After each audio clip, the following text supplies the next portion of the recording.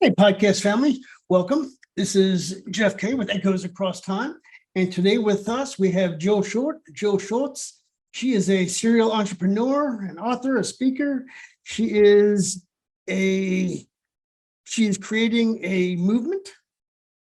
It's Jill's mission to help increase people from, I'll let you take it from here. No worries. Obviously, I'm not doing a very good job at this. That's Multitasking is difficult. That's okay. So yeah, it took me 41 years to find my purpose in life. I'd been praying and praying for a very long time, and I finally got an answer from God. I don't know if you believe in God or not. I do. I'm a Christian, but please don't turn it off because of that right now if you believe in something else. But it is my only hope and purpose to help people get unhooked from their secrets. I had a secret for a very long time, which we can go into whenever you want, Jeff. But my vision and mission is to help people around childhood sexual trauma get unhooked from the shame. So that's my movement. That's what I get to create. Sounds like you definitely have your hands full. Yeah, it's certainly not what I would have wanted for myself. It's like I said, be careful what you pray for, because it has been a big ask to vulnerably put myself out there and share my story for sure. Yeah, but with that, you're someone that people need right now. You're helping people. You are putting yourself out there. You are creating a movement. So you're giving people the hope that they need, that they're not stuck in this one place. Yeah, thank you. And that's really what society needs right now. Yeah. And I know your story, but we can postpone that till later on. Okay. Tell us a little bit about what you do. Okay. And how you do it. Yeah, I'm a serial entrepreneur, as you mentioned. So I have 4 different businesses. I have an event business. I have been blessed with that business for 23 years. I just had my 23-year anniversary. And It's funny because when I was little, it's so what I was supposed to do in life, because when I was a little girl, every time I would have my birthday, the day after I would start planning my birthday for the next year. So events were definitely in my blood. And then I'm in the wine industry, which is so much fun. My wines are unbelievable. And then I do vacation rentals. And now my 4th venture is really stepping into, my vision and my mission on helping people get unhooked from their secrets and getting past the shame. So those are my.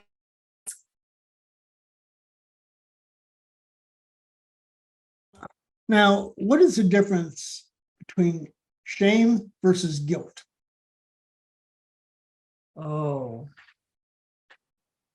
that is a good question. No one's ever asked me that before. What do you think the difference is? I asked you first. I know. That's tough. I'll put it to you this way. Yeah, that's juicy. I think Christians do shame, Jews do guilt. Okay. It's a religious thing. Well, there's the Catholic guilt too, though, right? They say the term Catholic guilt. So interesting. I love that question. Now I'm going to have to look it up specifically. So if anybody else asks me that, or maybe I can throw that out when I get to do my work too. Well, it's funny because I had a podcast with someone, a guest, who does that, who helps people go through shame. Yeah. And so, yeah, it's you're creating a movement because it's a very hot topic these days. And I will say, unfortunately, because no one should have to be burdened with that. Yeah, I get to look at it as a gift now. I believe that we get to be responsible. We aren't responsible for what happened to us in our past, but where we stand today, we get to take responsibility for who we are and what we get to create. And so for me, I get to look at, what happened to me when I was little as a gift, because I get to stand in that.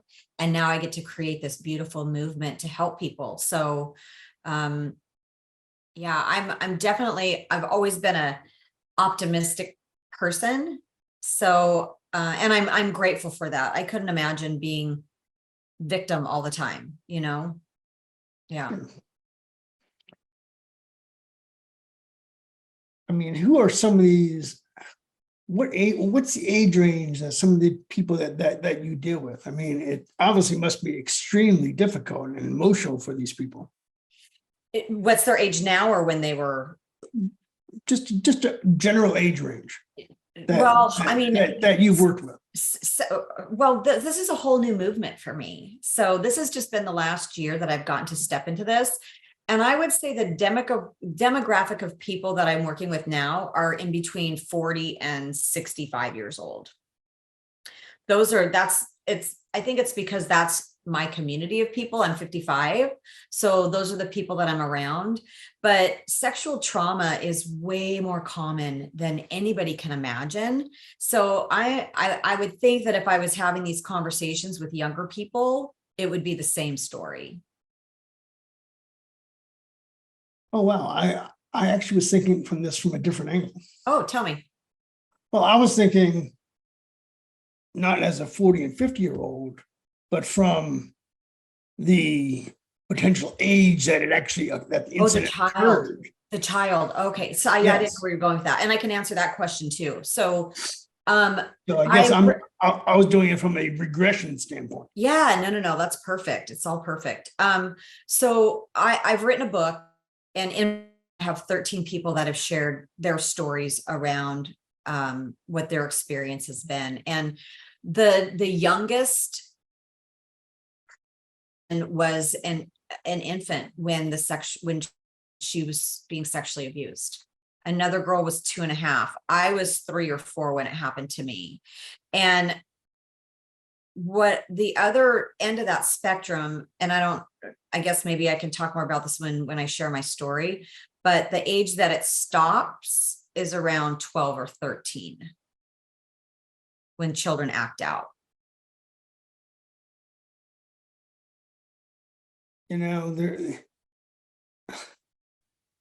I wish I could say the thoughts that run through my mind. Why can't you? Like, for those of you who don't know me, or if you haven't listened to me, I'll tell you right now, from a disc perspective, I'm a high D. What that means is things are either black, they're white, and that's it. Yeah. So from my perspective, the people who do this should be shot. Well, I think, and that's being kind. Yeah. So one thing that people have to take into consideration though, too, is it's not always an adult that's doing this. Children are acting out with other children, and they're doing it because of what somebody taught them to do. No child is ever trying to purposely hurt another child. Yeah. But when it's an adult, I agree with you. Oh, well, I mean, as you mentioned, the adults are teaching the kids. So from an adult perspective, not always though. Not always. Sometimes sometimes where do they learn the behavior? It could be from another child who's been molested by somebody else. Oh my God. Yeah, it's not always an adult that has done the molesting of another child. It could be somebody their same age. I have one of the gentlemen who wrote a chapter in my book. He and this other little boy I think they were 7 years old. And this other little boy acted out with him because of what somebody else taught him to do. So it's not always an adult that's causing this ripple effect of sexual trauma. But unfortunately, it usually starts there. Yeah. Well, there are definitely adults out there that are doing it for sure. And I agree with you. It's awful. It is awful. It's disgusting, quite frankly. Yeah. So everybody is lucky that they have you and a safe haven and someone to guide them through this horrific journey. It has been a journey, that is for sure. And granted, it's nothing that anybody ever asked for. This is something that it's one of those things that just happens, I guess. More often than not. Those are staggering. And what are the stats of this happening? I mean, Yeah, the stats are hard because not everybody's telling. I was about to say that. Yeah, not everybody's talking about it. In fact, I just heard of a woman the other day who's now writing a book in her 80s, and she had never told a soul that she had been sexually abused. So many women, and for men too, you know, it's a very taboo topic for women, and I'm so glad that people are finding their voice to be able to talk about it happening. And with men, it's even more taboo, because then it comes into they're confused about their sexuality. You know, if a man has abused them, and let's be honest, it feels good. So if you're enjoying it, even though it's wrong and there's shame attached to it, then these men are really having a difficulty trying to answer the question, am I gay? Am I not gay? And there's 3 men that have written books in my chapter that talk about that. So, you know, but I'm so grateful that people are starting to talk about it, but the statistics are very, very hard to nail down. I think it's like 1 in 4 women and 1 in 6 women are sexually abused. Yeah. Now, this is easy for me to say where I'm coming from. Okay. But from someone from your perspective, or somebody that's obviously been abused, I get it's not an easy thing. But I guess what people have to realize is that if it's happened to you, you're really not, you are the victim, but you're not the victim. You may be the victim in the moment, but that's not your label in life. Yep. You are not your past. Exactly. You are not what has happened to you. Yes. It's what it's. But you also have to choose that. You know, a lot of people don't choose that. A lot of people want to stay in the woe is me. You know, you get to make a choice to choose to not be in that space anymore. That's why I said earlier, you know, we get to take responsibility, not for what happened to us, but for where we are in our life right now. And, you know, some people, they let that hold them back, you know, oh, this happened to me. And yeah. Do you swear on here? Please feel free. Okay. Well, it fucking happened to me too, you know, but I got to a point where I'm like, this is not going to own me anymore. And this does not get to rule my life. And, you know, I got to take you get to take your power back. You get to take your power back if this has happened to you. I imagine that being extremely difficult. I would like to say that I remember when that shift happened, but I don't. Well, I'm sure, like anything else, it's a process. Yeah. Well, yeah. And the work that I've done too, you know, I've done therapy with 2 other therapists. I've done a lot of transformational work. I did Landmark, I did HCL, Heart Core Leadership, and all of those have helped in some way, shape, or form to heal. And so what I'm really trying to create here is a way to collapse time and get to that place faster. You know, if I had known 41 years ago that there were other kids like me who acted like I did, it would have saved me a lot of heartache, a lot of pain, a lot of self-loathing if somebody was out there sharing their story, but nobody's talking about my story. Earlier, I asked you the difference between shame and guilt. Yeah. Now, what's in between shame, guilt, and grief? As there's 5 stages of grief. Well, I'm still not clear on the shame and guilt, so we can take that one off the table. But I mean, from a grief perspective, I mean, you still have the 5 stages of grief. Yeah. And given the fact that you're that age and that I mean, can't even imagine how people as young as you mentioned go through 5 stages of grief. I think for me, because of what I did and the level of shame that I held on to, it didn't create any room for me to grieve what happened to me. Does that make sense? Mhm. Yeah. And I feel like I need to say my story, because people are like, what is Go she for it. talking about? So, I was molested when I was 3 or 4 years old. And I need to preface this by saying 3 months ago, I would be crying through this whole interview. Like, I really have gotten to a point where it's still emotional for me, but I'm not deep in the emotions. Like, I'm not so emotional about it, because part of the healing from sexual trauma is saying it out loud, getting it out, because the more that you say it, the less power it has over you. So as I'm saying this to you, if this is you and this is your first time realizing that this is me, I don't want you to think, oh my God, how could she just say that? It's just that I've done healing around it. And so I'm at a place where I'm able to talk about it the way that I get to talk about it. But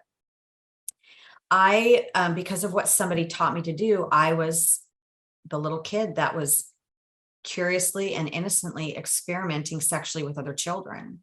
So I was seeking out what somebody else sought with me. And so when you ask me about grief, I have such a debilitating level of shame around what I had done with other kids.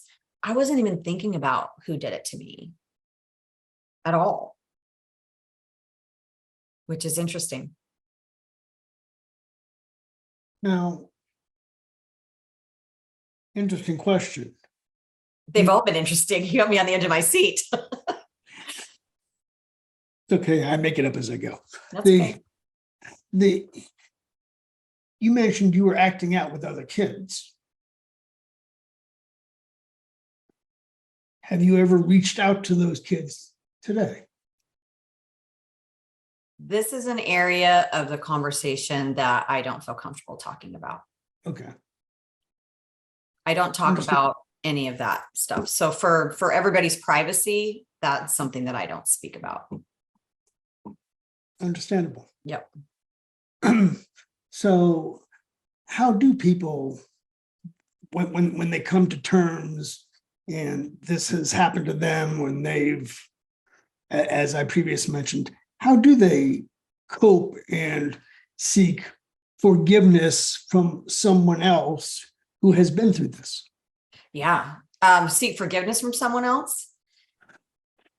I can't answer that question because it's different with every person, and I'm not saying if you were me and you acted out with somebody else, I'm not telling you to go have that conversation with them. In fact, I'm staying far away from saying that to you, because all people deal differently with sexual trauma. And if it's somebody that doesn't remember, you do not want to trigger it for them. Oh, Yeah. But I have put together a little 6-step process that I've gone through to help me get over the shame and the guilt of my secret, which I know that you have available for everybody. So if that's helpful, please click on that and go through that and do the steps, because for self-forgiveness, one of the biggest things is give yourself some grace, especially if you were a little child. Now, if you're an adult and you're doing this, please go get help. Please find help. But if you were a little kid and this was your story, know that you were a little kid. It took me a long time. I was 41 years old before I figured that out. I had a therapist tell me, he said, who do you know that was your age? I was about 12 years old when it stopped. And he said, who do you know that's 12 years old? And I thought of somebody, and he said, do you think they think like an adult? Do you think they act like an adult? Do you think they reason like an adult? And it was the first time in my life that I had a glimmer of relief around what I had done, even through all the work that I had done in Landmark and the other therapist. It was the first moment that I was like, oh my God, I was a little kid.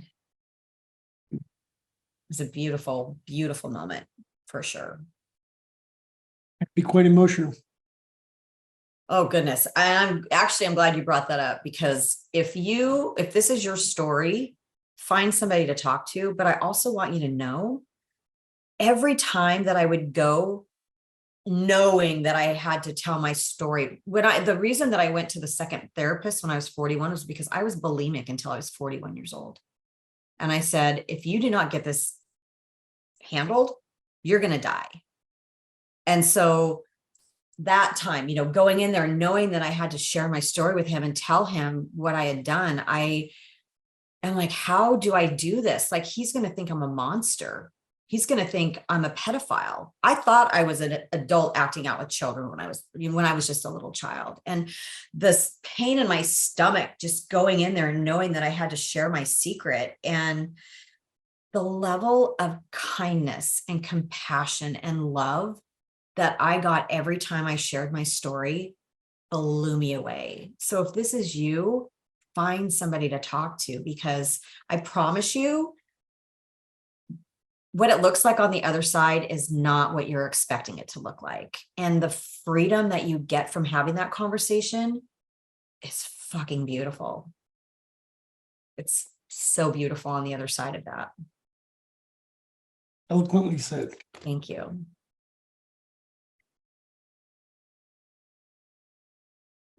So you mentioned being a serial entrepreneur. You said you had 4 businesses. What are the others? Oh, I think I mentioned them: the event business, wine industry, my vacation rentals, and then now this. What type of events? I work with pharmaceutical reps and medical device reps who are bringing food into the doctor's offices. That's where they get the doctor's attention, to get them to listen to what their product is. Oh, So okay. they bring in breakfast and lunch for the office. And I've been doing that for 23 years. Yeah, I just wasn't sure if any of your businesses relate around this. Relate around this? No, not even a little bit. Yep, not even a little bit. This was a surprise. You get to do this now. Well, you mentioned this, and I know this, what this reminds me of, and I know it's probably a horrible comparison, but I think of abused animals. You broke up a little bit. Abused what? Abused animals. Okay. Yeah. I mean, they're innocent. Innocent, defenseless. Yeah, that's what comes to mind. Yeah. And not that it's the same thing. I don't know. I've never been there. It's all awful. It's horrible. Yeah. Yeah. And granted, my knowledge on this is limited, but I mean, have there been any laws enforced besides, and I know there's obviously active groups that people can join. Regarding, what do you mean? Support? Yeah, like support. Yeah. There's several organizations out there. RAIN's one of them. There's also an incest. Well, I'm sorry, I should know these before I get on your podcast to tell you, but there's one that's around incest too. And then I actually have a Facebook group. So if you want to come and just get support and be around people who are like you, it's called Living Unshamed. And it's UN-SHAMED. It's not unashamed. I made up a word. My ghostwriter actually made it up. So, that's where people can come and get support. It's not a place where you're going to get therapy. So I don't want to set the precedent that we're not in victim in that group. We are about finding solutions and growing and living amazing lives. So if you do need deeper work, find a therapist that you can talk to, or, look up, it's RAINE is the name of the organization, where people could get deeper support around it. Now, since I've never experienced this, is this anything like, I mean, do people know they need help in it? Like if you're an alcoholic, for example, but you don't want to admit it, but you know you need it. Is this like something along those same realms? if they remember that it happened. You know, there are lots of ways that people act out from sexual trauma. There's self-harming, you know, people that are cutting themselves. There's alcohol abuse, drug abuse, children acting out. There's eating disorders. So if any of those resonate with you, go talk to somebody, find somebody to talk to. For me, I was in my 30s and I knew that I wasn't connecting with men. And I knew that I never wanted a man to see me, because I thought if a man saw who I really was, how could he love me, knowing what I had done? And now I'm like, how can a man not love me, knowing what I've been through and what I've overcome? But, you know, that was the first sign for me that I really needed to start looking at what happened to me when I was little. So some people bury it for years. I mean, some people don't remember that it happened to them. You know, they know that, like I was talking to a guy and he doesn't remember anything happening to him, but he does remember playing doctor with girls when he was little. And he knows that he's in his 50s and he doesn't connect with women either, you know? So those are some of the signs that could be possible that, you know, you've suffered some trauma. And there's a lot of treatments out there. There's NLP, there's tapping, there's, you know, all these new treatments that help people get to the root of it faster than having to do 20 years of therapy, you know. And the leadership program that I did was pivotal in me really digging in and looking at it and healing from it. I like to say quickly, but 41 years later, right? Yeah. Well, that's 41 years later, but think of all the people that haven't. Yeah. And that's why I'm Figured that telling out. my story. That's the only reason I'm telling my story. Trust me, the last thing I want to be doing is telling people that I acted out with other kids when I was little. You know, it's not an easy conversation to have, but I'm doing it because I want to help people know that they're not alone, because I thought I was the only little girl who ever did that. And that you get to love yourself. You get to live a beautiful life. You deserve to have everything on your heart come true. Amen. Amen. I'm all out of questions unless there's anything else you'd like to add. I don't think so. I mean, I would love if, you know, I'm creating a movement. Everybody has a secret. So even if it's not related to sexual trauma, you know, get your secret out. And so that's one of the main reasons that I wrote the book, is because I want people to be able to get out from under the shame. And the book's going to be out in July or August, and it's not titled yet. So I'd give you the title, but it's not titled yet. But as soon as I have that, I will give you the link. I don't know when you're going to run the podcast. So if it's sooner or later, I'll get you the information that you need. I do have a page set up for a pre-sale. Oh, cool. As an untitled book. I have it as Unshamed because that's what I wanted to call it, but my publisher is telling me no. So anyway, we do have a link for that if you want to put it in the show notes and people want to get that book.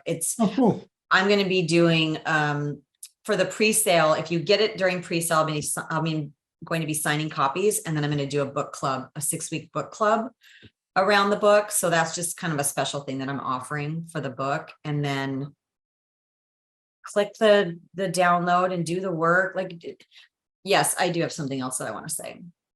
Life happens outside of your comfort zone. So if you have something really, really hard in your life, something that you've been pushing down for a long time, please look at it, say it out loud 1,000 times, find somebody to tell, because you want to get that behind you. I had this dark cloud over my head for 41 years.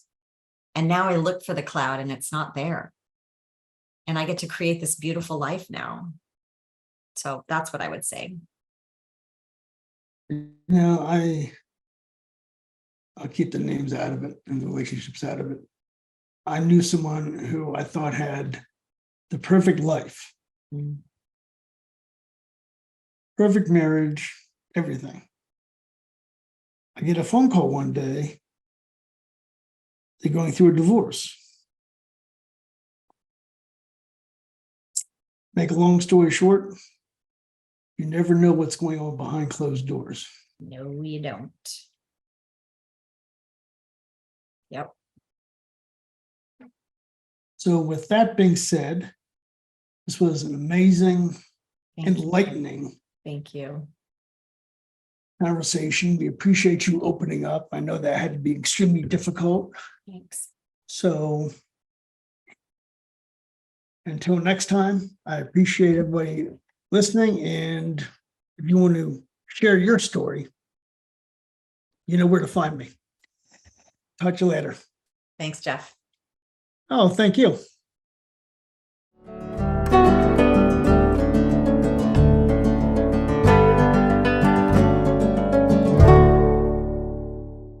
I'm Jeff Kay, founder of My Digital Memories. We preserve, protect, and organize your precious memories, which include your photographs, negatives, videotapes, home movies, records, and cassette tapes. These can be stored for today and future generations. After our parents died, my sister and I were cleaning out their home and we came across boxes of photos that we wanted and our kids wanted. I knew I had to digitize all these paper photographs, slides, and negatives so they could be shared with family and friends. In My Digital Memories, we take your photos and most types of media and digitize them. We're able to restore photographs and remove unwanted scratches or blemishes. We also digitize home movies. We deliver the end product into any type of storage imaginable, whether it's on a USB thumb drive, a DVD, or storage in the cloud. We make it easier for you to share your digital memories with family and friends. Were you aware your family memories, paper photographs, and other media were only designed to last a maximum of 20 years in a climate-controlled environment? People care about their memories, genealogy, and where they come from. My client Sally gave me countless VHS tapes and had no idea of the treasure she was about to find. She heard her father's voice for the first time. Her father died in Vietnam and she never met him. She broke down in tears and was extremely grateful. Let's always remember our pets, our furry friends who are loyal to the end. Please contact me to preserve what is most valuable in your life for today and future generations. You are never forgotten with My Digital Memories.